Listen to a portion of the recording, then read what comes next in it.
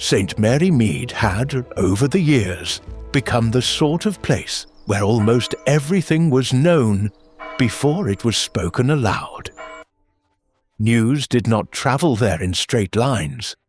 It moved sidelong. A remark made in the post office by Mrs. Simpkins, repeated with improvements at Hartwell's drapery, might arrive by tea time in the vicarage garden, looking entirely different and rather more interesting. People called it a peaceful village, and in one sense it was. There were roses over cottage gates in summer, damp leaves stuck to the lanes in autumn, and on Sundays one could hear church bells moving across the air with a steadiness that made London feel like another country altogether. Yet peace, Miss Marple often thought, had very little to do with innocence. The village book club met on alternate Thursdays in the drawing room of Longbriar Cottage, of the home of Mrs. Eleanor Finch, who possessed high cheekbones, a dark silk afternoon dress for every season, and the settled belief that culture was one of the few remaining defences against modern decline. She said this often, usually while pouring tea. Longbriar itself was a handsome house by village standards, with long windows overlooking a narrow lawn, a yew hedge trimmed too sharply, and shelves upon shelves of books that Mrs. Finch had arranged not by author or subject, but by what she called feeling. Russians together, the Victorians on the west wall, moderns in the smaller room because they were, in her opinion, too restless to deserve better placement. On book club afternoons, the drawing room was set with care that bordered on strategy. The chairs formed an imperfect circle around the low table. The cups and saucers were laid out before anyone arrived. Thin slices of seed cake stood beneath a glass cover. The coal fire, when weather required it, was built in good time so that no guest might suspect haste. Books were stacked in a neat pile on the occasional table near the window, each with a slip of paper marking the chosen passage for discussion, though discussion seldom remained obedient to passages. Miss Marple attended irregularly, but was always welcome. That was what people said. In truth, some of the members found her mild observations unexpectedly disconcerting. There was something in her way of agreeing with a person that made one uncertain whether one had been supported or neatly undressed. She had come that Thursday because Mrs. Finch, meeting her 2 days earlier outside the butcher's, had said, "You really must join us this week, Miss Marple. We are doing the Moonstone, and I know you have such a feeling for old books." Miss Marple, who had a feeling for many things besides old books, had accepted with a smile. By 3:30, the first of the members had begun to arrive. There was Dr. Haydock's widowed sister, Mrs. Laura Bell, who read with sincere devotion, and always spoke as if she were apologizing for having an opinion at all. There was Mr. Percy Latham, newly retired from some administrative post in London, a pink-polished man who pronounced every author's surname with the importance of a bishop naming sins. There was Miss Esther Cole from the Lending Library in Much Benham. Thin and earnest with excellent handwriting, and a way of clutching books against her chest, as though they might otherwise escape. Agnes Pritchard came too, stout, flushed and perpetually indignant, though never without reason in her own mind. The vicar's niece, Joan West, arrived late and windswept, scattering gloves, opinions and dead leaves with equal energy.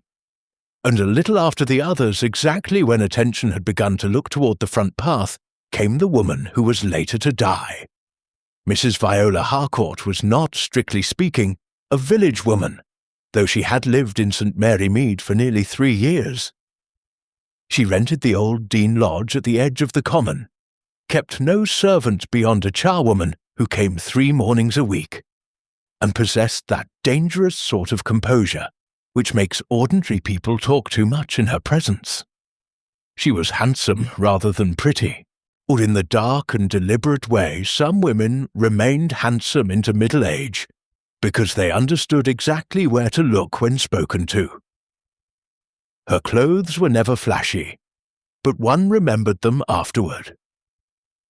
That day she wore a dove-grey suit with a narrow black hat and gloves darker than the rest of her dress. She carried her copy of the Moonstone under one arm, though she had certainly no need to prove she had read it. "My dear Eleanor," she said as Mrs. Finch moved forward, "I hope I am not scandalously late. A wheelbarrow overturned outside the blacksmith's, and all traffic, human and otherwise, was brought to a standstill." "There is scarcely traffic in St. Mary Mead," said Mrs. Finch. "No," said Mrs. Harcourt, smiling a little, "but there is always obstruction." It was the sort of remark that might mean nothing. With Mrs. Harcourt, one was never quite sure. She greeted the others warmly enough. She greeted Miss Marple last. "How nice to see you here." "That is kind of you," said Miss Marple. Mrs. Harcourt's eyes rested on her a second longer than courtesy required.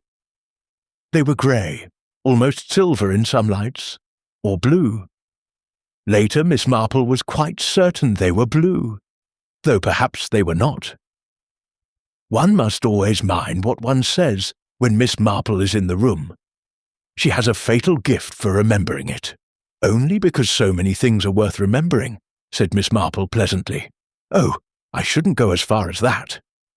It might have passed for light banter, and did with the others.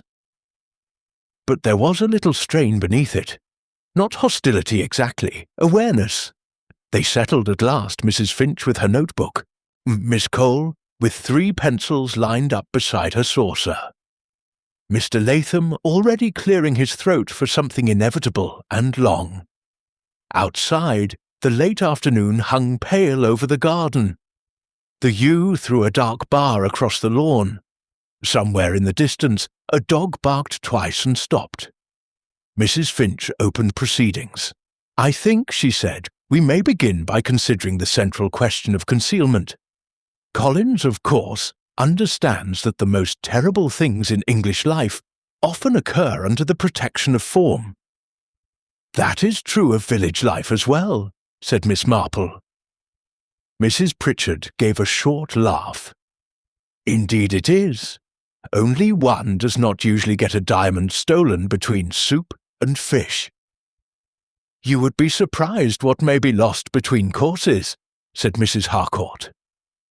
The first half-hour passed in a manner outwardly familiar enough. Mr. Latham discoursed on sensation novels. Joan West argued that everyone in the Moonstone ought to have spoken plainly much earlier.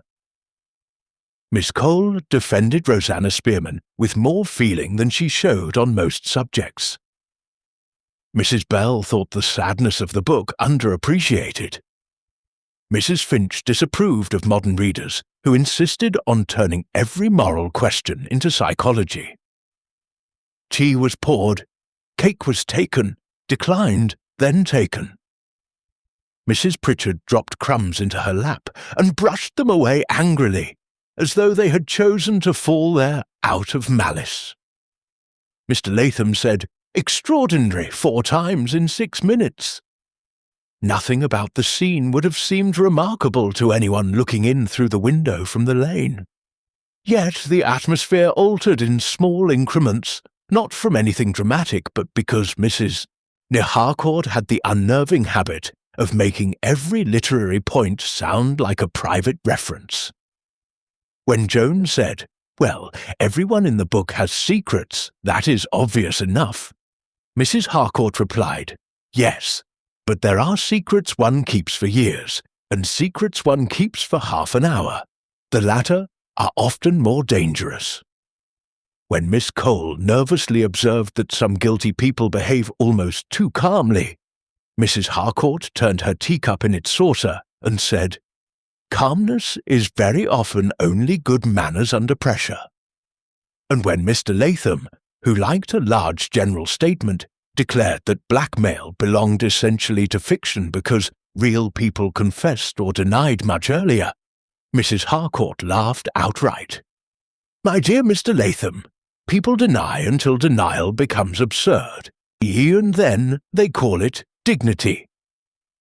There was a little silence after that. Mrs. Finch said briskly, "Perhaps we might not wander too far from the text." "Oh, but one always does," said Mrs. Harcourt. "That is the point of a book club, surely. One pretends to discuss the novel, and in fact discusses the people in the room." Mrs. Bell looked down into her tea. Joan's face brightened in a way that suggested she found this all rather amusing. Mr. Latham gave an uncomfortable smile. Miss Cole, Miss Marple noticed, had gone very still. "That is an odd thing to say," said Mrs. Finch. "Not odd, honest." "My book clubs have never been anything of the kind," said Mr. Latham. "No?" said Mrs. Harcourt. "Then they must have been singularly dull." Mrs. Pritchard burst out laughing. She had the kind of laugh that began with a snort and ended in a cough. Mrs. de Finch did not join in. Miss Marple, knitting was in her corner with a soft click-click that many people forgot as soon as they heard it, watched the room over the top of her spectacles. She was not really listening to what people said now. Or rather, she was listening to the shape of it. The little tightening about Mrs. Finch's mouth. The faint, colourless look of Miss Cole. The way Mrs. Harcourt, after each pointed remark, lowered her eyes as though she had merely spoken of weather. It reminded Miss Marple, vaguely, of an evening years ago at the Blue Boar, when Mrs. Purvis had started talking in a very innocent tone about preserving pears. Only later had it emerged that the pears in question were not pears at all, but a set of letters her husband had hidden in the pantry wall. One saw the same sort of thing often enough, the people alluding to one subject while pretending to discuss another. It was a village form of camouflage. The conversation circled toward the chosen passage. Mrs. Finch read aloud, well, but a little too emphatically, from a marked page concerning suspicion, appearances, and the danger of making tidy theories before facts were in hand. Mr. Latham approved loudly. Joan wanted to know whether anyone in the room had ever suspected the wrong person and been ashamed of it. Mrs. Pritchard said most people deserved suspicion whether one was right or not. Then Mrs. Harcourt said, almost idly, "Of course, some people count on being the last person anyone would suspect. That is really the cleverest sort of safety. Respectability is such an excellent disguise." No one spoke at once. Miss Cole's pencil slipped from her lap and struck the carpet. "Mrs." as Finch bent to retrieve it. "Esther, really, sorry," Miss Cole said. Her face had lost its colour completely. "My dear, are you unwell?" asked Mrs. Bell. No, only clumsy." Mrs. Harcourt looked at her. Not cruelly, not kindly either, merely looked. "We are all clumsy when a sentence lands too near home. Viola." Mrs. Finch's voice sharpened for the first time. "That is enough." The room changed then. Not visibly, perhaps, but decisively. One could feel it, like the moment before a saucer cracks from heat. Joan sat straighter. Mr. Latham took off his glasses, though he had no reason to. Mrs. Pritchard's eyes moved from one woman to another with unconcealed relish. Miss Cole reached for her pencil and missed it the first time. Mrs. Harcourt leaned back. "My dear Eleanor, you look as though I had introduced a corpse to the tea-table." It was an unfortunate phrase. People remembered it later. Mrs. Finch replied, too quickly, I dislike personal insinuations. And I dislike pretences, said Mrs. Harcourt. But we all bear something. Miss Marple said mildly, Books do encourage recollection, sometimes more than is comfortable. Mrs. Harcourt turned toward her again, and this time the smile was thinner. Yes, they do. Margins can be very dangerous places. People write the most revealing things when they think only paper is listening. Miss Cole made a small sound. Hardly a sound at all, really. A breath pulled in too sharply. Mrs. Bell touched her arm. You really are unwell. I think the room is warm, Miss Cole said. It is not warm, said Mrs. Pritchard flatly. No, said Miss Marple, still knitting. It is not. Then, because village life trained people to rescue social occasions, even when they had already fallen off a cliff, Joan launched into an account of a dreadful reading society she had attended in Bath, where two sisters had not spoken for 7 years over Thomas Hardy. Mr. Latham seized on this gratefully. Mrs. Finch poured more tea. The thing smoothed over, outwardly at least, but it did not recover.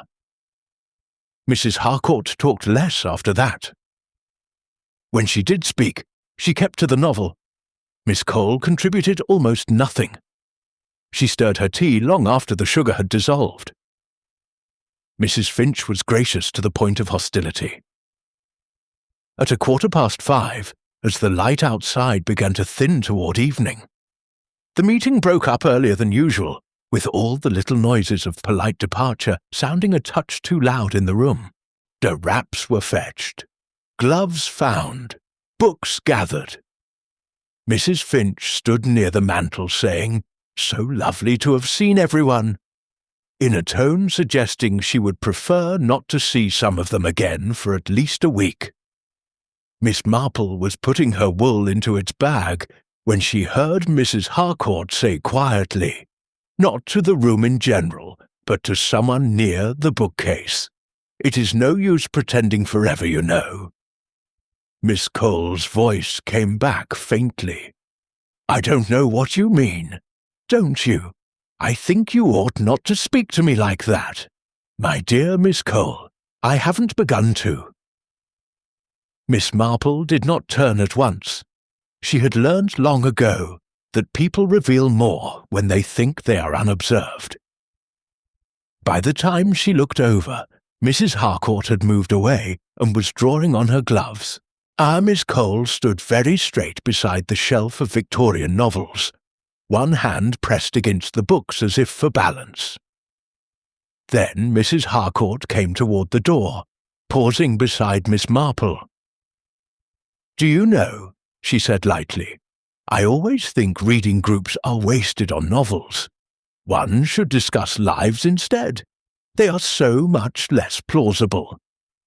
Miss Marple smiled, "and far less artistically arranged. On the contrary, some lives are arranged with tremendous care." She left then, stepping out into the coldish air with that composed, unhurried gait of hers. Through the open door, Miss Marple saw the last of the daylight lying across the path. And beyond it, the hedge, and just for a second, the grey shape of Mrs. Harcourt moving towards the gate. Mrs. Finch shut the door rather more firmly than was necessary. "Well," she said, in turning back into the hall, "that was certainly one of our more unusual afternoons." Joan gave a quick laugh. "You must admit she keeps things lively."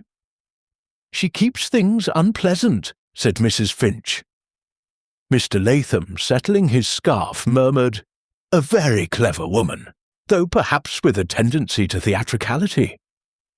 Mrs. Pritchard said, "Theatrical or not, she meant something by it." "No doubt she meant to seem interesting," said Mrs. Finch. Miss Cole had come into the hall by then. Her hat was crooked. Miss Marple thought she looked as though she had been ill for several days, and was only just beginning to understand it. "My bicycle lamp is not working," Miss Cole said. "I may have to walk part of the way." "You mustn't walk back to Much Benham in failing light," said Mrs. Bell. "Surely someone can take you." "I have my car," said Mr. Latham, but in a tone which made one feel the offer was painful. "No, thank you. It will be all right." "It will not be all right," said Mrs. Finch. "You look dreadful. Sit down a moment." Miss Cole shook her head too hard. "No, I only want to go home." There it was again, Miss Marple thought. Not tiredness, not faintness, fear, but fear of what? The members dispersed at last. Mrs. Bell and Mrs. Pritchard went off together, talking low and rapidly before they had even reached the gate. Joan disappeared down the lane with her scarf trailing. Mr. Latham fussed with his motor car. Miss Cole refused assistance twice more, and then allowed Mrs. Finch's maid to bring her bicycle round to the front. She left without looking back. Miss Marple remained a few minutes longer because Mrs. Finch insisted on sending over a jar of marmalade she had promised weeks before. While the maid fetched it, the two women stood in the drawing-room among the remains of the meeting. Half-drunk cups, a plate with one broken slice of cake, a pencil near the leg of a chair, the chosen passage still marked with its slip of paper. Mrs. Finch gave a little shiver. I don't know why, but she quite upset the whole tone of things. I have said for some time that she is not really suited to village life. Miss Marple looked toward the window. The room was dimmer now. The garden beyond had begun to blur. Some people bring their own weather with them. Exactly. That is very well put. And she is one of those women who enjoy making others uncomfortable. Yes. Mrs. Finch lowered her voice. Do you think there was anything in what she said to Esther Cole? I think Miss Cole was disturbed. But by what? Miss Marple took up the moonstone from the table and turned it over in her hands. Mrs. Harcourt's copy, as it happened. It had been left behind. There was no name inside the front cover, only a bookseller's stamp from London and, in pencil on the flyleaf, a small curved mark that might have been part of a letter or might have meant nothing at all. Sometimes, said Miss Marple, a remark strikes because it is foolishly true, and sometimes because it is foolishly false. It can be hard to know which at first. Mrs. Finch sighed. I only hope she remembers to send for her book. But she did not send for it. An hour later, just before full dark, the boy from the grocer's came running up the lane with his cap in one hand and breath going every which way, saying there had been an accident near the lane by the old reading-room, and a lady was down, and Dr. Haydock had been sent for, and someone said it was Mrs. Harcourt from Dean Lodge. By the time Miss Marple heard the church clock strike 6, the village book club had ceased to be an afternoon society devoted to fiction. It had become something else entirely. The news did not arrive all at once. It rarely did in St. Mary Mead. It came in fragments, breathless, incomplete, and already altered by the time it reached a second pair of ears. By the time Miss Marple stepped out onto the lane, shawl drawn a little closer about her shoulders, the first version had already split into 3. Mrs. Price Ridley's maid had heard that Mrs. Harcourt had fainted. The butcher's boy insisted she had fallen from her bicycle. And someone, no one could quite remember who, said in a lowered voice that she had been struck. Miss Marple walked toward the reading-room without haste. One learned in a village that running rarely brought one any closer to the truth. A small crowd had gathered near the bend where the hedge curved inward. Lantern light wavered unevenly across faces that seemed larger than usual, distorted by shadow and curiosity. There was the grocer's boy, still flushed from his errand. Mrs. Bell stood just behind him. one hand pressed against her throat. Mr. Latham had abandoned his motor car at a questionable angle in the lane, and now hovered uncertainly, as though unsure whether he ought to be useful or merely present, and on the ground, was partly obscured by the dark shape of the hedge, lay Mrs. Harcourt. Dr. Haydock was kneeling beside her, his coat thrown open, his hands steady but quick. He did not look up immediately when Miss Marple approached. That, in itself, told her a good deal. "Is she?" Mrs. Bell began. "Quiet, please," said Dr. Haydock, though not unkindly. Mrs. Harcourt lay on her side, one arm slightly bent beneath her, the other stretched outward, as though she had been reaching for something and had not quite succeeded. Her hat had fallen a little distance away. The narrow black gloves were still on her hands. Her face was turned partly toward the hedge, and what could be seen of it looked unnaturally composed. Not peaceful, that was too generous a word, simply arranged. Miss Marple noticed, without appearing to, that there was no bicycle nearby. After a moment that felt longer than it was, Dr. Haydock sat back on his heels. He did not sigh. Doctors rarely did in such moments. But he removed his hands in a way that left no room for hope. "I'm afraid she's gone." Mrs. Bell made a small, strangled sound. Mr. Latham said, "Good Lord," under his breath, as though he had been rehearsing the phrase and had finally found occasion to use it. "Gone?" said Mrs. Pritchard, who had appeared at the edge of the group without anyone quite noticing her arrival. "Gone where?" "Dead," said Dr. Haydock shortly. There was a silence then, not the comfortable kind, the sort that sits too heavily on the air. "How did it happen?" someone asked. Dr. Haydock glanced down at the body again. "I can't say for certain yet." "She fell," said the grocer's boy quickly. "I saw her. She was, well, not sure exactly." "Oh, but she must have." "You didn't see anything," said Mrs. Pritchard. You heard yourself thinking." Miss Marple took a step closer, careful not to intrude upon the doctor's space, and looked down. It was a habit of hers to notice small things first, rather than the large obvious ones that everyone else would talk about. The ground beneath Mrs. Harcourt was not particularly uneven. There were no stones large enough to account for a serious fall. The hedge, thick and well trimmed, offered no sharp edges. Her clothing was not disarranged in the way one might expect if she had stumbled violently. One glove, just the right one, was slightly loosened at the wrist, as though she had begun to remove it and stopped. "She wasn't walking with anyone?" Miss Marple asked.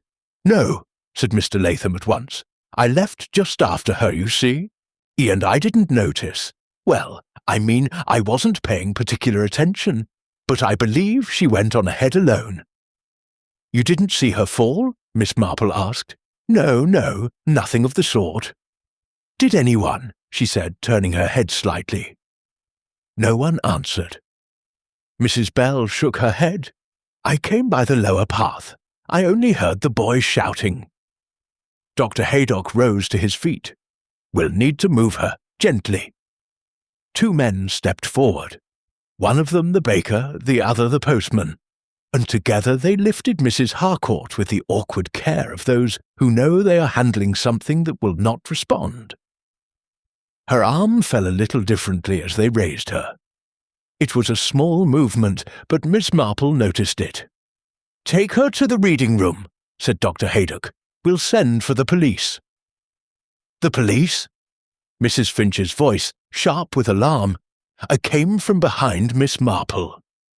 She had arrived more quickly than one might have expected. "Yes," said Dr. Haydock. "But surely," Mrs. Finch faltered, "if it was just a fall—" "I didn't say it was a fall." Mrs. Finch went pale. I mean," said Dr. Haydock, "that I don't yet know what happened, and until I do, it would be better not to assume anything at all." They carried the body into the reading room, the door left open behind them, The lamplight inside cast a long yellow shape across the threshold. The crowd did not disperse immediately. Villagers, Miss Marple knew, did not release such moments easily. They hovered, whispered, rearranged themselves into smaller knots of speculation. "It's that Ben," said Mrs. Pritchard. "I've always said it was dangerous." "There's nothing dangerous about it," said Mr. Latham. "Oh, perfectly ordinary piece of road." "Ordinary things can be dangerous," Mrs. Pritchard replied. "She had a weak heart," suggested Mrs. Bell. "Didn't she?" "I seem to recall—" "No," said Mrs. Finch. "At least, I never heard—" "One never does hear these things until after," said Mrs. Pritchard. Miss Marple said nothing. After a while, she turned and walked back toward Longbriar Cottage. Not because she had seen all there was to see, but because there was nothing more to be gained from watching the obvious. The useful things would come later, in quieter moments. Mrs. Finch followed her part of the way. "I cannot believe it," she said, her voice tight. "To think, only an hour ago, she was sitting in my drawing-room making those remarks." "Yes," said Miss Marple, "and now—" Mrs. Finch stopped. "It is dreadful, simply dreadful." "Yes, it is—" Finch lowered her voice. "Do you think there is anything suspicious?" Miss Marple considered before answering. "I think it would be unwise to decide too quickly." "But Dr. Haydock said he did not know." Mrs. Finch gave a small, impatient movement. "It is all very well to be cautious, but one cannot help feeling that something was wrong. The way she spoke, the effect she had on Esther Cole." "Yes," said Miss Marple again. "You noticed that too." "It was difficult not to." Mrs. Finch hesitated. "Do you suppose— well, it is foolish, but do you suppose she knew something? About Esther, I mean." Miss Marple did not answer at once. They had reached the gate of Longbriar. The garden beyond lay dim and orderly, as though nothing had happened at all. "People often know things," she said at last. The question is whether they understand the consequences of knowing them." Mrs. Finch shivered. "It all sounds very unpleasant." "Yes. And now the police." Mrs. Finch pressed her lips together. "It will bring attention. Questions. I do not like questions."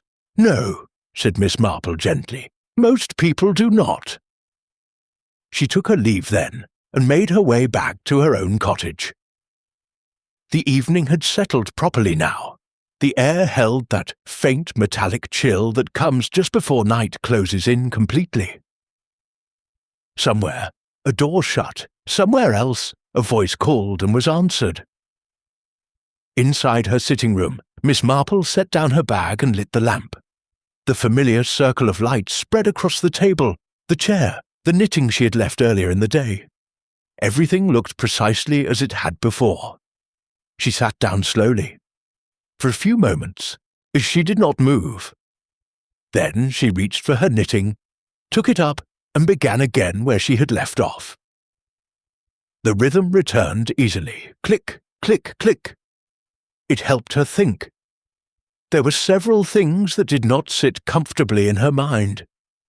The absence of the bicycle, the loosened glove, the way Mrs. Harcourt had spoken in the drawing-room, not merely provocative, but deliberate, as though placing small markers along a path only she could see. And Miss Cole.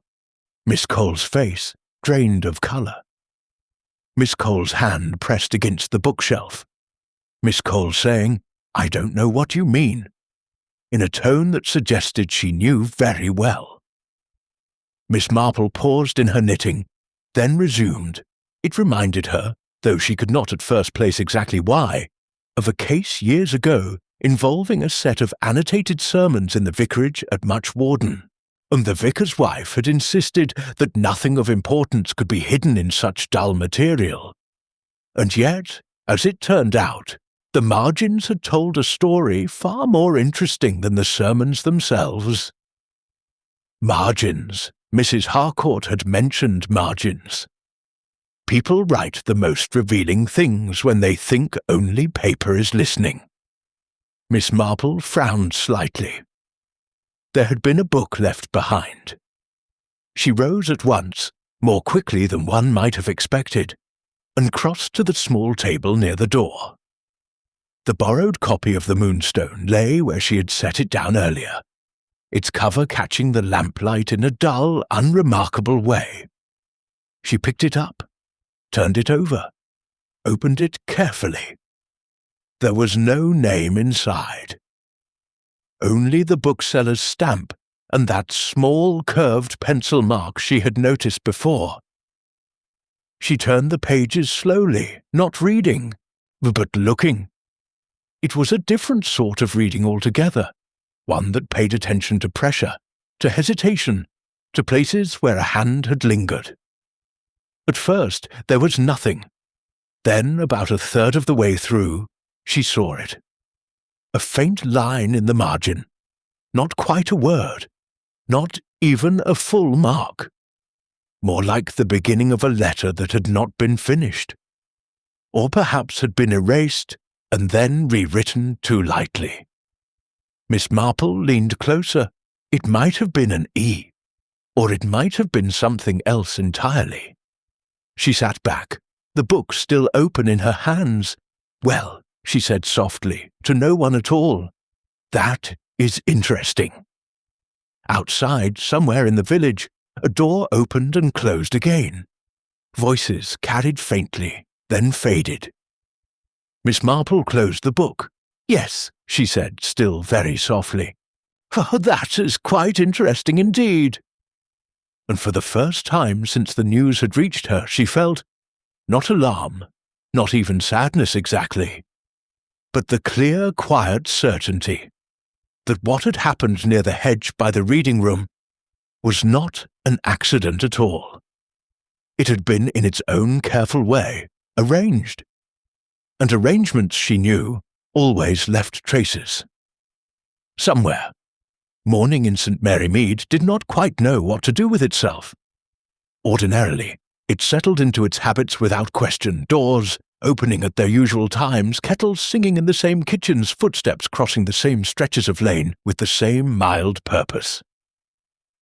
But this morning, things paused a fraction too long before continuing. Curtains twitched more often. People who did not usually look twice at one another now did so, and then pretended not to. By 9:30, Mrs. Harcourt's death had already acquired explanation. It had been a fall, it had been her heart, it had been the cold, it had been shock, and, in one version circulating with more enthusiasm than the others, it had been something to do with that book club of Mrs. Finch's, which everyone had always thought a little odd. Miss Marple heard most of these before she reached the post office. Mrs. Simpkins, who conducted information with the seriousness of a minor civil servant, leaned forward across the counter as soon as she saw her. "Terrible business, Miss Marple, quite terrible," they say she dropped without a sound. "Do they?" said Miss Marple. "And no bicycle anywhere near her. That's what I heard." "Yes." Mrs. Simpkins lowered her voice. "Of course, one never likes to suggest anything. But it does make one wonder. And doesn't it?" "It often does," said Miss Marple. "What I always say is, when something looks simple, it very rarely is." Miss Marple smiled faintly. "That is a useful rule." Mrs. Simpkins looked pleased, as though she had contributed something of real value to the investigation. Outside, the morning carried on with a kind of strained brightness. The sky had that washed, pale quality that made everything look a little overexposed. Even the hedges seemed sharper than usual, as though they had been drawn in ink. Miss Marple did not go home at once. Instead, she turned toward the lane that led past the reading room. It looked smaller in daylight, The place where Mrs. Harcourt had been found showed no obvious sign of disturbance. The hedge stood as it always had, dense and properly trimmed. The ground beneath it was firm. If anything had happened there, it had left no visible mark. Miss Marple stood for a moment, her hands folded loosely before her. People often expected signs, broken branches, scratches, blood, but most things that mattered left no such courtesy behind. She bent slightly, not enough to be noticed by anyone passing, and looked more closely at the ground. There were footprints, of course, but nothing that could be separated from the general traffic of the lane. A faint impression near the hedge caught her eye. A heel mark, perhaps, but it might just as easily have been from the previous day. She straightened again. "What are you looking for?" The voice came from behind her. Miss Marple turned. Inspector Slack stood a few paces away, his hands in his coat pockets, his expression one of polite skepticism. He was a man who believed in evidence, in order, in things that could be written down and signed. He did not, as a rule, believe in Miss Marple's methods. "Good morning, Inspector," she said. "Morning. You've come about Mrs. Harcourt." "I have. And what do you think?" Inspector Slack gave a small shrug. "Too early to say. Doctor says it could be a seizure, or heart failure, no obvious injury." "No. You were at that meeting yesterday, I hear." "Yes. Anything unusual?" Miss Marple considered. "That depends on what one calls unusual." Inspector Slack's mouth tightened slightly. "Something out of the ordinary, Miss Marple. People were uncomfortable. People are often uncomfortable." "Yes," she said, "but not always in the same way." He looked at her for a moment. "That doesn't help me much." "No," she said, "I don't suppose it does." He shifted his weight. Anyone argue? Raise their voice? Threaten her? No. Did she seem unwell? Not particularly.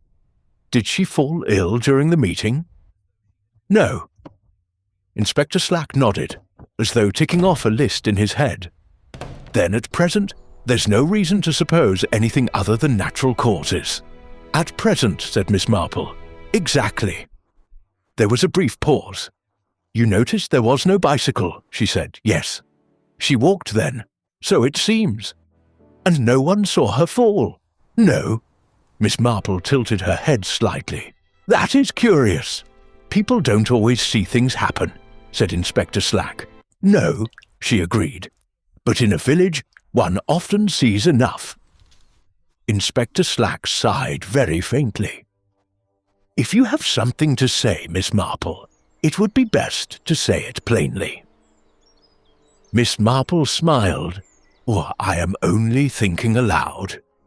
Try not to think too far ahead of the facts. I shall do my best. He gave her a look that suggested he did not expect very much of that. I'll be speaking to the others, he said, those who were present yesterday. Of course, if anything occurs to you, anything concrete, let me know. I will. He nodded once and turned away, already moving toward the reading room. Miss Marple watched him go, then turned in the opposite direction. She had no intention of interfering with Inspector Slack's inquiries, but she had never found that waiting for facts to arrange themselves was a particularly efficient method. Instead, she went to see Miss Cole. The lending library in Much Benham was a narrow building squeezed between a grocer's shop and a small office that had once belonged to a solicitor and now stood mostly empty. Inside, it smelled faintly of paper and polish. Shelves lined the walls, their contents arranged with careful attention that suggested more devotion than necessity. Miss Cole stood behind the counter, a book open before her. She looked up as the bell above the door rang. Oh, she said, Miss Marple, good morning. Good morning. There was a pause. You've heard, Miss Marple said. Yes. Miss Cole's hands moved to close the book, then stopped halfway, as though she had forgotten what she meant to do. It is very dreadful. Yes. I can hardly believe it. No. Miss Cole glanced toward the door, then back again. They say it was her heart. They say many things. Miss Cole gave a small, uncertain smile. Yes. Miss Marple moved a little closer to the counter. You did not seem well yesterday. No, Miss Cole stopped. I was only tired. You were frightened. Miss Cole's fingers tightened on the edge of the book. No, not of what happened, Miss Marple said gently. Of what was said. Miss Cole looked down. I think, said Miss Marple, that Mrs. Harcourt spoke to you in a way that upset you very much. It was nothing, Miss Cole said quickly. Was it? She had a manner. One did not always know whether she was serious. Yes, said Miss Marple, that is true. Miss Cole's voice dropped. She liked to make people uncomfortable. Did she make you uncomfortable? Miss Cole hesitated. Yes, she said at last. Sometimes. Yesterday. Yes. In what way? Miss Cole shook her head. I don't think I can explain. Try. Miss Cole swallowed. It was only the way she spoke, as though she knew things. Did she know things? I don't know. You said yesterday that you did not know what she meant. Yes. Miss Marple waited. Miss Cole lifted her head, and for a moment there was something almost defiant in her expression. I didn't. Miss Marple considered her quietly. She spoke of margins, she said. Miss Cole's face changed.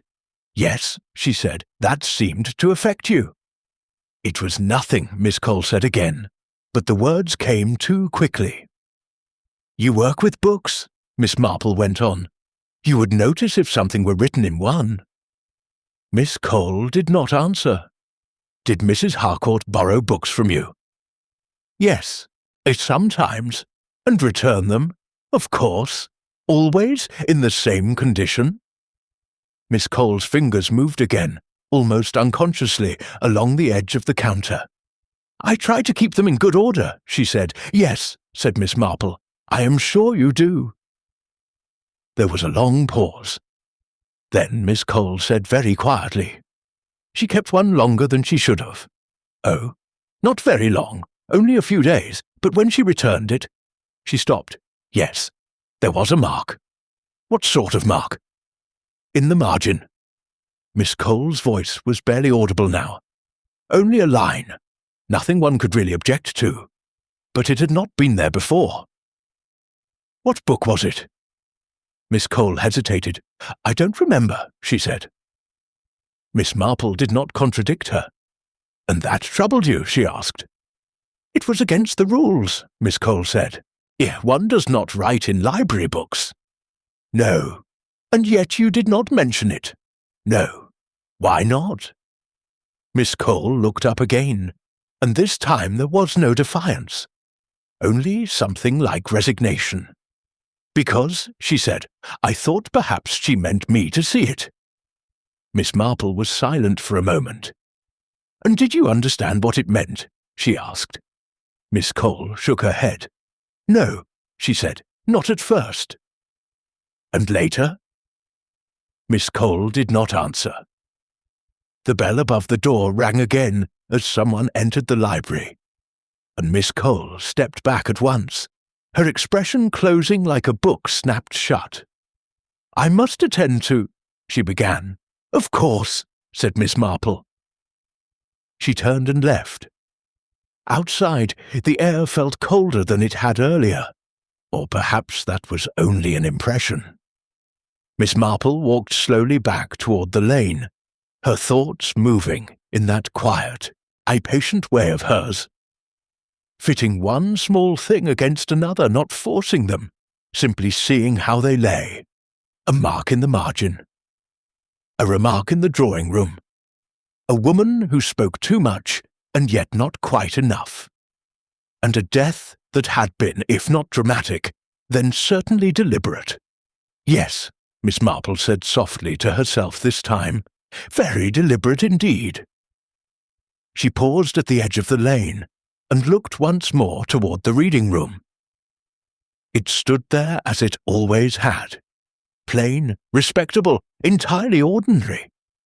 But she had seen such places before, places where nothing appeared to happen, and where, in fact, everything had already been decided long before anyone thought to look. "Well," she said, adjusting her gloves, "we shall see." And she went on. Inspector Slack did not care for rooms full of polite people who believed themselves incapable of unpleasant things. He had been inside the reading room since just after 10, moving chairs, asking questions, writing down answers that sounded tidy when spoken, and less so once they sat on paper. There was nothing about the room that suggested violence. A long table, a row of chairs, shelves with old parish records no one had opened in years, a coat stand that leaned a little to the left, the sort of place where one might hold lectures about drainage or rehearsals for the harvest concert. And yet, someone had died not 20 yards from the door. He stood by the window now, looking out toward the hedge, trying to imagine it. A woman walking alone. No cry, no struggle anyone had heard, just down, gone. It annoyed him. And things ought to make sense in the order they happened. Cause, then effect, not the other way round. "Inspector!" He turned. Mrs. Finch stood near the table, her hands clasped together so tightly that the knuckles had gone pale. "Yes, Mrs. Finch? I do hope this will not take too long. It is all very distressing. I understand. I have never had anything of this sort connected with my house before." "Connected," he said mildly. "Well," she faltered, "you know what I mean. The meeting was here. People will talk." "They already are." Mrs. Finch gave a tight smile. "Yes, of course they are." Inspector Slack closed his notebook. "I just need you to go over yesterday afternoon again, slowly, from the beginning. I have already told you everything." "I'm sure you have," he said. "Tell me again." She drew in a breath. "We gathered at 3:30, the usual members. We discussed the book. There was tea, nothing out of the ordinary." "Nothing?" Mrs. Finch hesitated. "Well, Mrs. Harcourt was rather more pointed than usual." "In what way?" "She made remarks, personal ones, not direct exactly, but suggestive. I did not care for it." "Did anyone respond badly?" Miss Cole seemed upset. "Why?" "I cannot say. It was all very vague." Inspector Slack watched her. "You don't strike me as a woman who misses things, Mrs. Finch." "I do not," she said stiffly. "Then what did you notice?" There was a pause. "She said something about margins," Mrs. Finch said at last. "About people writing in books. And Miss Cole, well, she dropped her pencil. It seemed to affect her." "Did Mrs. Harcourt speak directly to her?" "Yes, or no, not exactly. It was more implied." "Implied what?" Mrs. Finch pressed her lips together. "I cannot say. It was all very improper." "Improper how?" "I dislike that sort of thing," she said, which was not an answer at all. Inspector Slack made a note anyway. "And after the meeting, we all left, in the usual way." "Who left first?" "Mrs. Harcourt, I believe." "Alone?" "Yes." "Then who?" "Mr. Latham, I think. Then the others. It was all quite ordinary." Inspector Slack did not write that down. Nothing about it felt ordinary. "Did anyone remain behind?" "No." "You're certain?" "Yes." He closed his notebook again. "Thank you, Mrs. Finch." She exhaled, as though she had been holding her breath throughout the entire exchange. "Do you really think there is something suspicious?" "I think," said Inspector Slack, "that a woman is dead, and I don't yet know why." Mrs. Finch shivered. "It sounds dreadful when you put it like that." "It is dreadful." He stepped outside, letting the door close behind him. The air had sharpened since morning. There was a bite to it now, the sort that made one aware of time passing, whether one wished it or not. Mr. Latham was waiting by his motor car, hat in hand, as though he had been rehearsing his own usefulness. "Inspector," he said, "if I may be of assistance—" "You can," said Slack. "Tell me about yesterday." Mr. Latham brightened slightly. "Of course. Yes. Very unfortunate business. Quite extraordinary." "Yes," said Slack. "Well, we discussed the novel. A most interesting text, though I have always felt Collins—" "Mr. Latham." "Yes. Yesterday." "Ah, yes. Quite." He cleared his throat. "Mrs. Harcourt was, how shall I put it, provocative. She enjoyed making statements that unsettled people." "What sort of statements?" "Oh, general observations about human nature, secrets, deception, that sort of thing." "Directed at anyone in particular?" Mr. Latham hesitated. "Possibly Miss Cole." "Possibly? I would not like to say definitively." "But you noticed something?" "Yes. She seemed disturbed." "Why?" "I couldn't say." Inspector Slack sighed very faintly. "You left after Mrs. Harcourt?" "Yes. Shortly after." "Did you see her on the road?" "No, she must have gone on ahead." "Did you hear anything?" "No." "Did you see anyone else near the hedge?" "No." "Anyone at all?" Mr. Latham frowned, thinking. No, I don't believe so." "You're sure?" "Well—" He shifted slightly. "There might have been someone further down the lane. I couldn't say who. It was getting a bit dim." "Man or woman?" "I couldn't tell." "Then why mention it?" Mr. Latham flushed. "I thought it might be relevant." "Everything might be relevant," said Slack. "The trouble is deciding what actually is." Mr. Latham nodded, though it was clear he did not entirely follow. "Thank you," said Slack. Mr. Latham retreated gratefully into his motor car, where he could be important in private. Inspector Slack stood for a moment, looking again toward the bend. No witness, no clear cause, no sign of struggle, and yet— "Inspector!" He turned again. Miss Marple stood a short distance away, her hands folded, her expression mild. "Miss Marple." "I hope I am not interrupting." "You're not." "I have been thinking," she said. "I gathered you might." He waited. "She did not fall," Miss Marple said. Inspector Slack's mouth tightened. "That's a conclusion." "It is an impression." "Based on what?" "On how she lay, on the ground, on the absence of disorder." "That's not evidence." "No," said Miss Marple, "but it is often where evidence begins." He looked at her for a long moment. "Do you think she was attacked?" "I think she died where she was placed." "Placed?" "Yes." Inspector Slack shook his head slightly. "That would require someone to move her. In the open, in a village lane, without being seen." "Yes. That's not very likely." "No," said Miss Marple, "but it is possible." He exhaled. "You always prefer the unlikely." "I prefer what fits." "And this fits?" "Not yet," she said, "but it might." Inspector Slack rubbed the back of his neck. "If you have something concrete, I have something small." "What?" "A book." He stared at her. "Dear book?" "Yes. That's not very helpful." "It may be." "How?" Miss Marple tilted her head.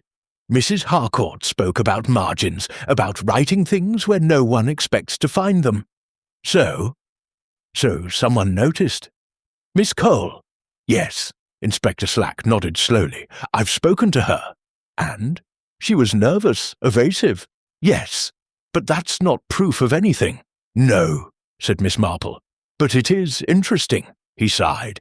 "Everything is interesting to you." only because everything belongs somewhere. There was a pause. "What do you think was written?" he asked. "I don't know." "Then how does it help?" Miss Marple smiled faintly. "Because someone thought it mattered enough to be afraid of it." Inspector Slack considered that. Afraid enough to kill? Perhaps. Or afraid enough to imagine things.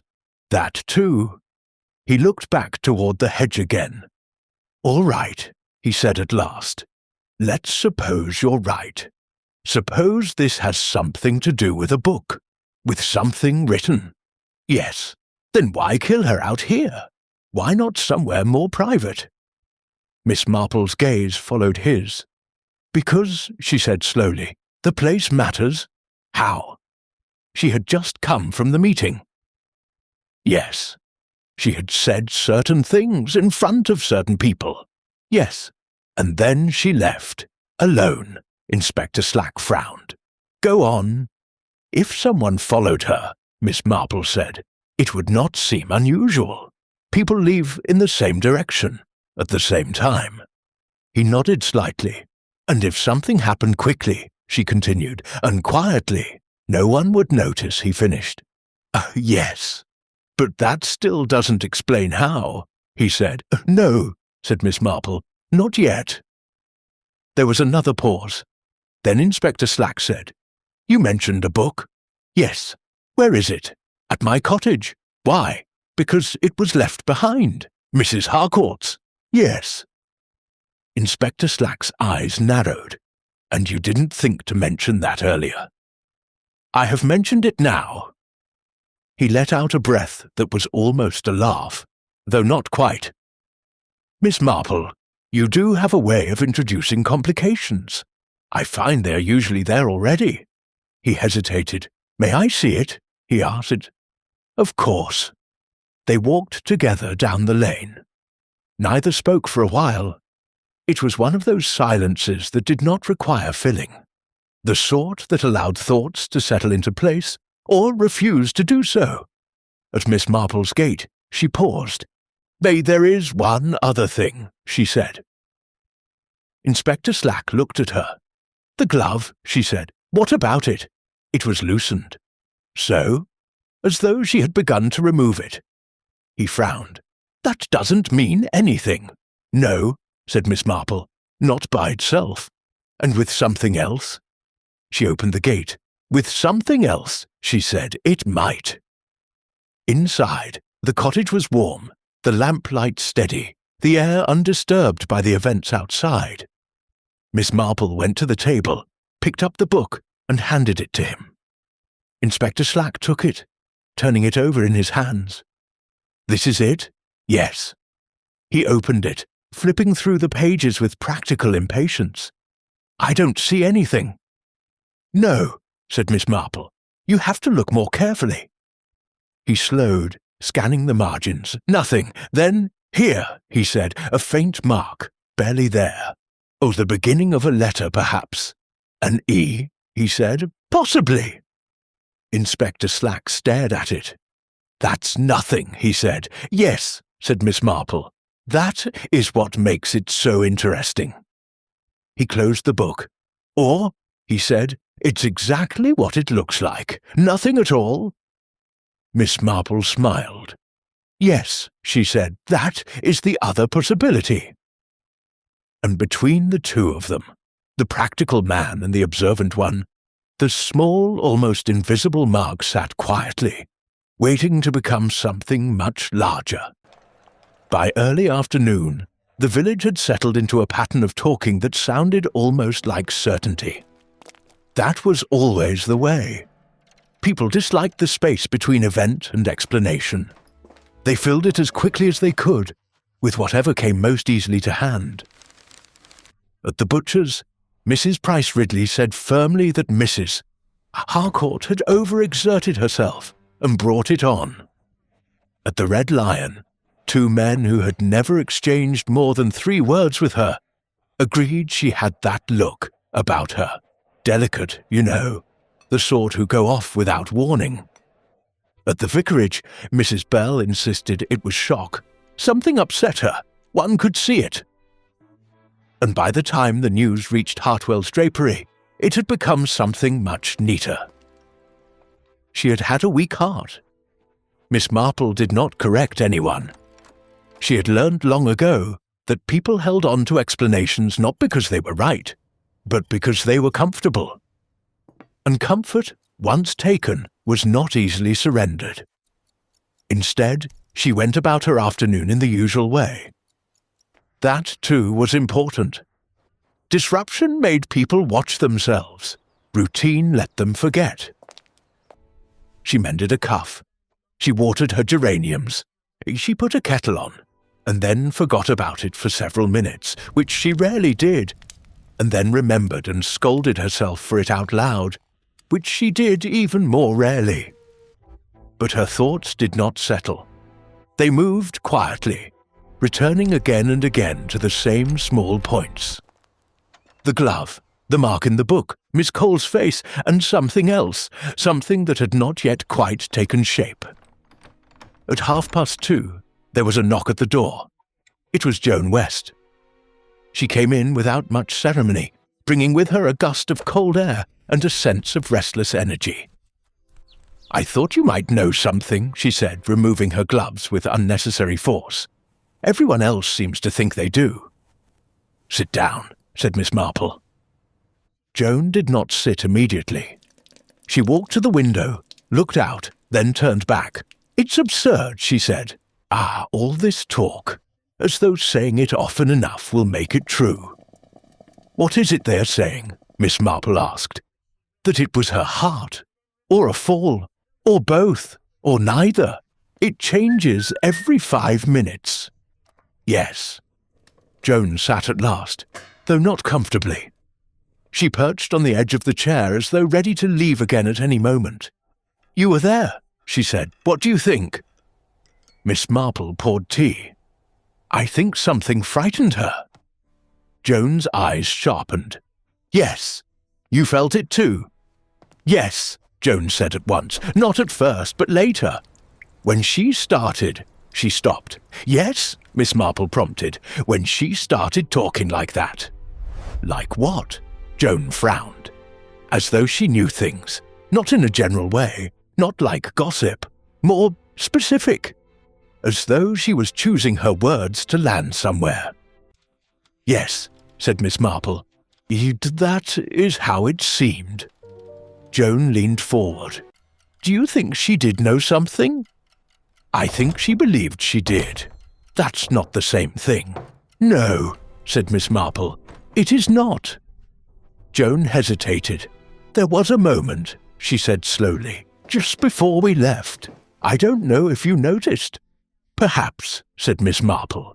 "She spoke to Miss Cole. Properly spoke to her, I mean. Not just those general remarks." Miss Marple's knitting slowed. "What did she say?" Joan shook her head. "I couldn't hear properly. I was by the door, but it was different, more direct." "How so?" Joan searched for the words. "Not teasing, not clever. Just plain, almost." "And Miss Cole?" "She looked—" Joan stopped again. "I've never seen anyone look like that. Frightened?" "Yes." Miss Marple nodded slightly. "And then Mrs. Harcourt said something else," Joan went on. "As she was leaving." "What?" Joan frowned. "I don't remember exactly. Something about pretending.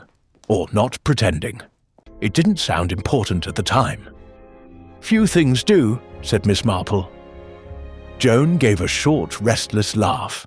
"I suppose not." There was a pause. "Do you think Miss Cole is involved?" Joan said suddenly. Miss Marple did not answer at once. "I think Miss Cole is afraid," she said. "That's not the same thing." "No." Joan stood abruptly. "I don't like it," she said. "It feels wrong." "Yes, it's not like the books," Joan said. "In books things are clearer. You know when something matters." Miss Marple smiled faintly. "Do you?" Joan hesitated. "Well," she said, "more than this." Miss Marple said nothing. Joan moved toward the door, then paused. "If you find out anything," she said, "you will tell me. Won't you?" "Of course." Joan nodded and left, the door closing a little too sharply behind her. Miss Marple sat for a moment, then set her knitting aside. There it was again, that sense of something just out of reach. Not hidden exactly, simply not yet seen properly. She rose and went to the small table where the book lay. The Moonstone. Such a respectable object, such an innocent one at first glance. She opened it again, turned the pages more slowly this time, not looking for the mark she had already found, looking for something else, something that did not belong. It took longer than before. At first, there was nothing. Then, a page near the middle, a slight thickening of the paper, almost imperceptible. Miss Marple ran her finger along the edge. Yes, there, a fold, very small, very careful. She opened the page. Nothing. No obvious mark, no word, no underline, and yet she tilted the book toward the light and saw it. A faint indentation, not written in ink or pencil, pressed, as though someone had written on a sheet above this one. The pressure had carried through. Miss Marple leaned closer. The shape was incomplete, broken, but there were letters, 2, perhaps 3. An E, certainly, and something else. Not enough to read. Not yet. She sat back. "Well," she said softly, "that is better." A knock at the door interrupted her. This time it was Inspector Slack. He did not wait to be invited in. "I've just come from the doctor," he said, "and he's less certain." "In what way?" Inspector Slack took off his hat, though he did not sit. "He says it wasn't a seizure. Or not likely. No. And there's something else. Yes, he thinks she may have been poisoned." Miss Marple did not look surprised. "What sort of poison?" she asked Mead. "Too early to say. Something fast-acting." "Yes." Inspector Slack watched her. "You don't seem shocked." "I am rarely shocked," she said. "That must be convenient. It is sometimes useful." He glanced at the book on the table. "You've been looking at it again?" "Yes. And?" Miss Marple turned it toward him. "There," she said. He leaned in. "I don't see. Look more closely." He did. Then his expression changed. "That's not ink," he said. "No. It's impressed." "Yes." He straightened. "So someone wrote something," he said, "on another sheet." "Yes. And it left a mark." "Yes." Inspector Slack nodded slowly. "That's something," he said. "Yes, but not enough." "No." He began to pace, a habit he did not often indulge in. "All right," he said. "Let's suppose this connects to what she said. About margins, about writing things." "Yes. And suppose Miss Cole saw something, or thought she did." "Yes. That still doesn't give us a motive." "No." "Or a method." "No." He stopped. "But it gives us a direction," he said. "Yes." Inspector Slack looked at her again. "You think this is about something written?" "I think it may be. And that she used books to hide it. Perhaps." He frowned. "That's a strange way to go about things." "No," said Miss Marple. "It is a very safe way." "How?" "Because no one looks properly." He considered that. "People read," he said. "Yes," said Miss Marple, "but they do not always see." There was a pause.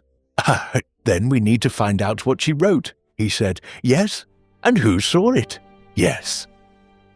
Inspector Slack picked up his hat. "I'll speak to Miss Cole again," he said. "Yes. And the others?" "Yes." He hesitated. "If you think of anything else." "I will." He left. Miss Marple stood by the table for a moment, then closed the book. Outside, the afternoon had begun to fade. The light shifted just slightly, and with it, something else shifted too. The case, which had seemed so simple that morning, had begun to take on shape. Not a clear one, not yet, but enough. Enough to suggest that the truth when it came, would not be comfortable, and not, Miss Marple thought, particularly surprising. Because people, she had always found, were rarely as complicated as they liked to believe. Only careful, and sometimes not careful enough, and they gathered again in the same room.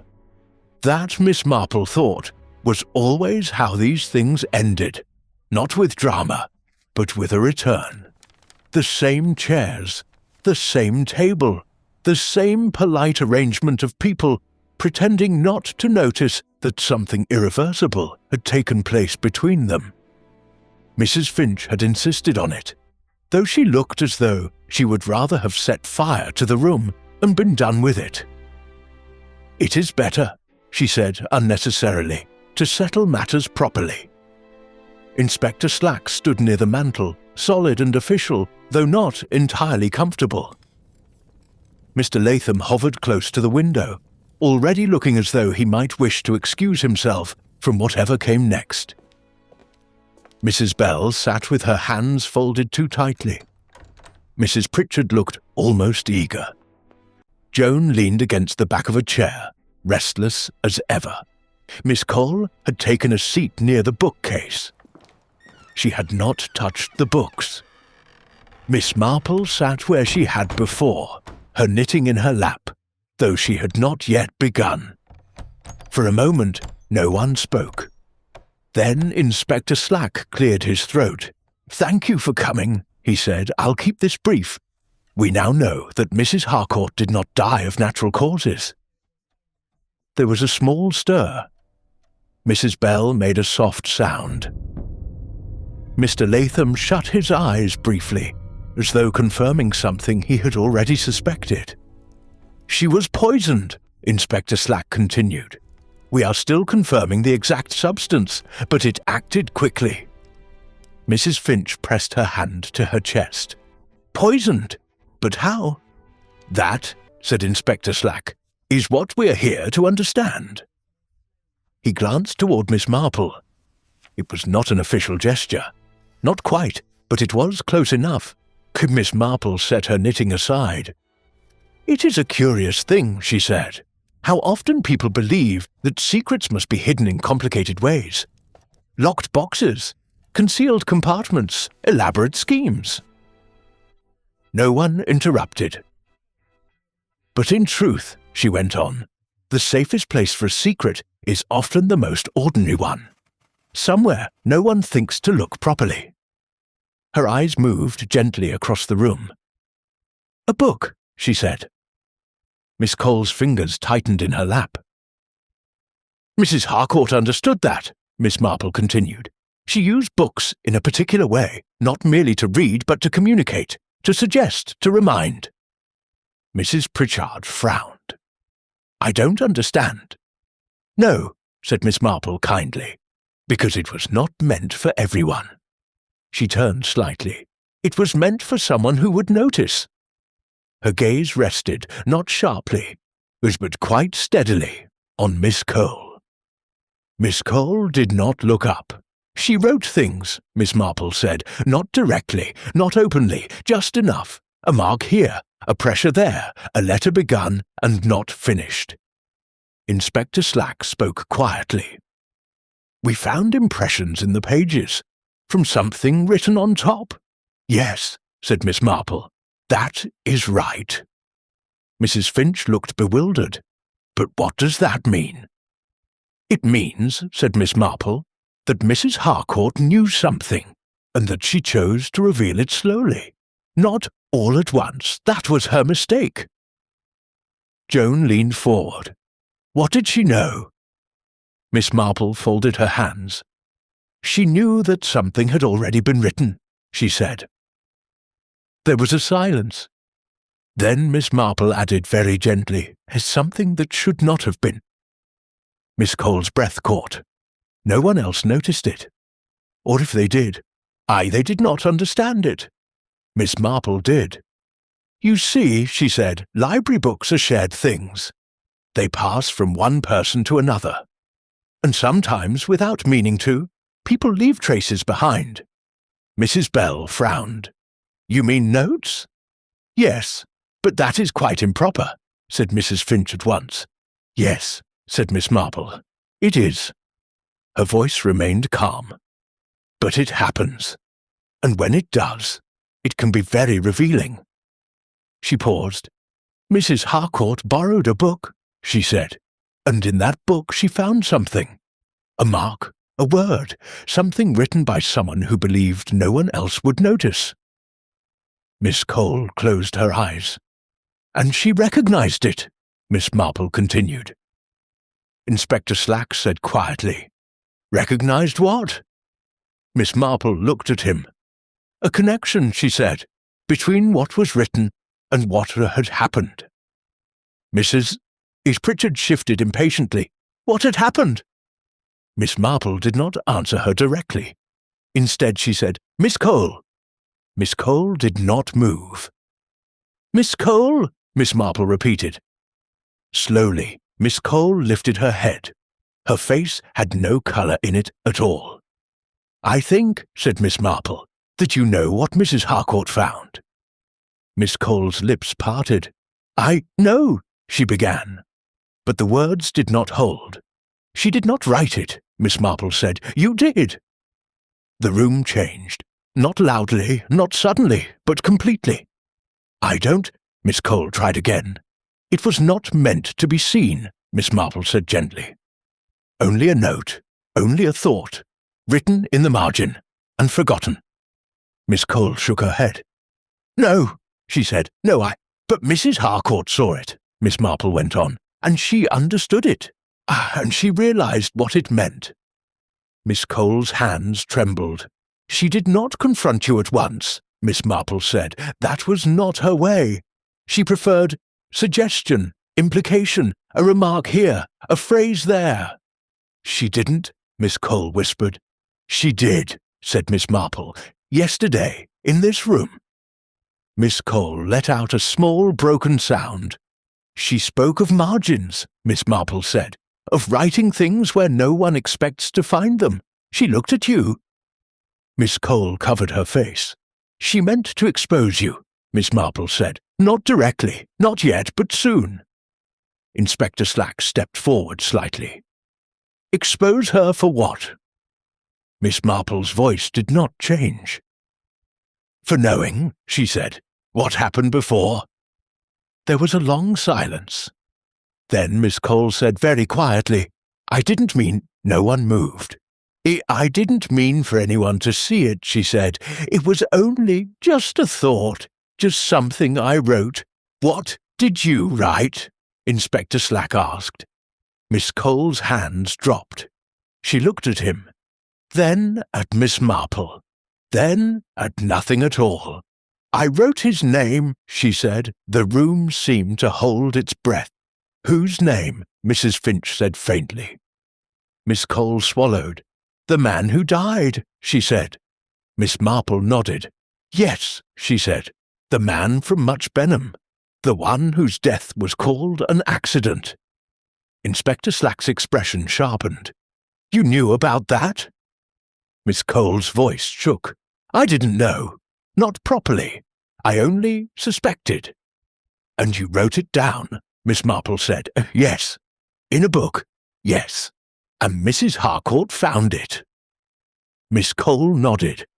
She came to see me, she said, after. She asked me about it. Not directly, just around it. I knew. I knew she had seen. And yesterday, Miss Marple said, she made it clear she would not keep silent. Miss Cole's eyes filled. She was going to ruin everything, she said.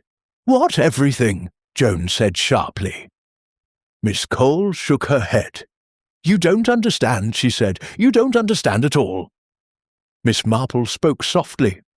You cared for him, she said. Miss Cole closed her eyes. Yes. And you knew his death was not an accident. Yes. And you knew who was responsible.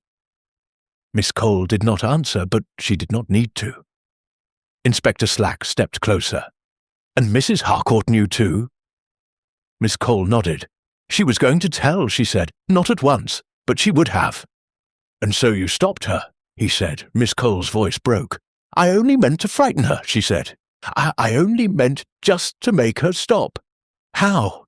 he said. Miss Cole hesitated. Then, very quietly, she said, "The tea." Mrs. Finch made a small cry. "After the meeting," Miss Cole said, "when she came back inside, she forgot her book. I followed her in. I said I would fetch it, and I had it with me, just a little, enough." Inspector Slack said nothing. "She drank it," Miss Cole said, "and then she left, and I thought—" She stopped. "You thought what?" he said. "That it would not be enough," she whispered, "that it would only make her ill, that she would be frightened, that she would stop." Miss Marple looked at her steadily. "But it was enough," she said. Miss Cole nodded once. "Yes," she said. No one spoke for a long moment. Then Inspector Slack said, "I'm afraid I must ask you to come with me." Miss Cole did not resist. She stood slowly. If for a second she looked around the room, at the chairs, at the books, at the people who had sat with her, week after week, discussing things that had never really been about books at all. Then she lowered her head and went. The door closed behind them. The room remained. Mrs. Finch sat down suddenly. "I cannot believe it," she said. "Yes," said Miss Marple quietly. "One often cannot." Joan moved to the window, staring out. "All that," she said, "over something written in a book." Miss Marple picked up her knitting again. "Yes," she said. She paused, though it was not really about the book. Outside, the light had begun to fade. Inside, the room looked exactly as it had before. Only now, Miss Marple thought, everyone would read it differently. After Miss Cole was taken away, the room did not empty at once. People lingered, and they always did. Not because there was anything left to say, but because leaving meant accepting that what had happened was real and finished. Mrs. Finch sat very still, her hands folded in her lap, as though she were attending some formal occasion that required composure at all costs. Mr. Latham stood near the mantel, staring at nothing in particular, his expression unsettled in a way he would later describe as deeply unfortunate. Mrs. Bell dabbed at her eyes with a handkerchief that had already seen too much use that afternoon. Mrs. Pritchard, who had seemed almost energized earlier, now looked faintly disappointed, as though the conclusion had not been quite as satisfying as she had hoped. Joan was the only one who moved. She crossed the room, picked up one of the books from the table, and then set it down again almost immediately. It doesn't feel the same," she said. "No," said Miss Marple. Joan turned. "Will it ever?" Miss Marple considered that. "Yes," she said at last, "but not in the same way." Joan frowned. "That doesn't make sense. It rarely does at first." Mrs. Finch stirred. "I cannot understand it," she said. "Miss Cole was always so proper, so careful." "Yes," said Miss Marple, "she was. And yet," Mrs. Finch stopped, "to do such a thing in my house." Miss Marple did not correct her. "It was not your house," she said gently. "It was the situation." Mrs. Finch looked at her, not quite following. "She believed something was about to be exposed," Miss Marple went on, "something she could not bear to have known." "But it was only a suspicion," said Mr. Latham, finding his voice again. "Nothing proven, nothing certain." "Yes," said Miss Marple. "Well, but people do not always require certainty." She resumed her knitting. "Sometimes," she said, "they require only enough truth to feel threatened." There was a small silence. Mrs. Bell spoke, very softly. "The other man," she said, "the one Miss Cole mentioned, was he really murdered?" Inspector Slack had not returned yet.